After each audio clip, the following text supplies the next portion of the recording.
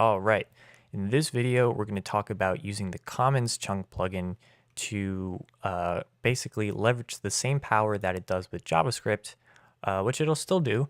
But I'm going to show you now that because we're processing our CSS through Webpack, and Webpack is considering everything as a module, it will also apply those common chunks rules and splitting out these bundles to our CSS, which is a huge improvement and will really increase the page speed to include our CSS, right?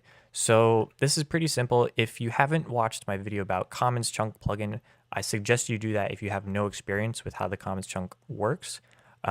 It will definitely not make sense, and I'm not going to spend time really going too deep into it because I have another video on it, so please check that out. Otherwise, if you have watched it, this will make pretty much, it'll be pretty simple. So Commons Chunk plugin is already built into Webpack, so since we're already requiring Webpack up top here, in our config, by the way, we can do the same thing, going down to our plugins, just like we had the hot module replacement plugin. And we're going to do new webpack.optimize.commons chunk plugin. And again, remember the minimal thing you need here is the name of the chunk. So what we do is pass in an object key of name, and we're just going to do the string common. Now, again, if you watch the other videos, we can do much more complicated stuff.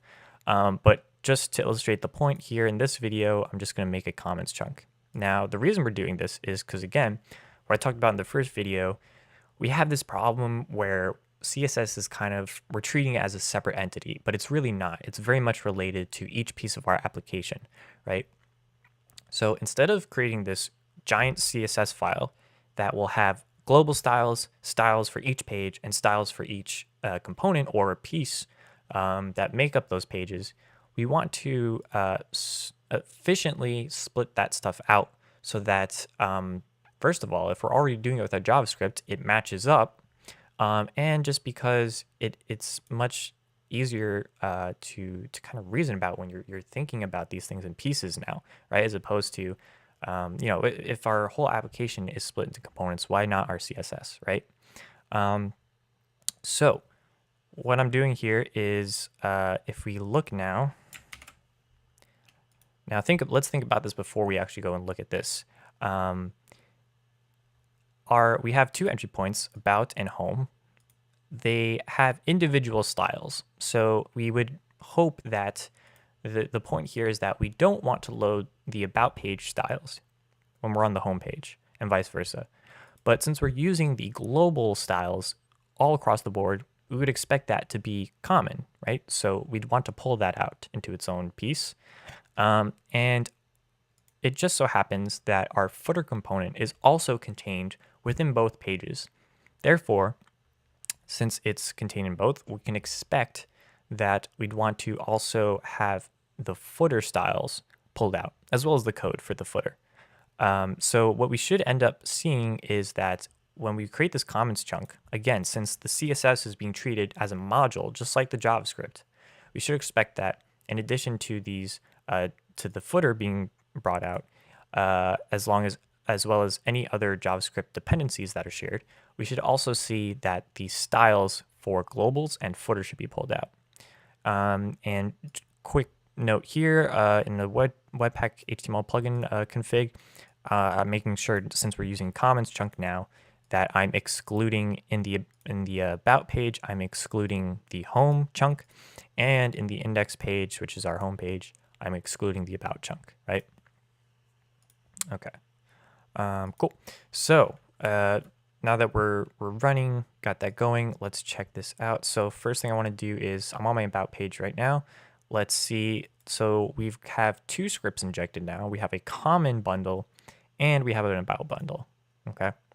And let's go look at that. So I'm in the about bundle right now, and I did a find for body space bracket, since that's the first line of my CSS.